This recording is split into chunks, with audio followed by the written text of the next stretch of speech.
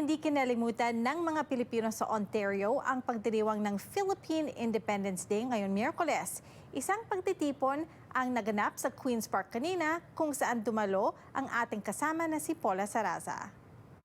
Isang malaking pagdiriwang para sa Filipino community dito sa Ontario matapos itaas ang bandila ng Pilipinas sa Queen's Park ngayong Miyerkules. Pinangunahan ng Federation of Filipino Canadians of Ontario at Filipino Heritage Day Council of Canada ang selebrasyon sa paggunita sa Araw ng Kasarinlan ng Pilipinas at Filipino Heritage Month. Kasama rin sa pagtitipon ngayong araw ang Philippine Madrigal Singers na inimbitahan para umawit ng national anthem ng Pilipinas at ng Canada. Lupang hinirang, duyan ka ng magiting, sa manlulupig, di ka pasisiil, sa dagat at bundok, sa simoy at sa langit mo baghaw. O Canada, we stand on guard for thee.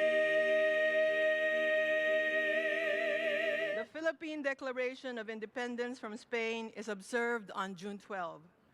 Traditionally, the Federation of Filipino Canadians Ontario has been raising the flag on June 12 at 12 noon for almost 30 years.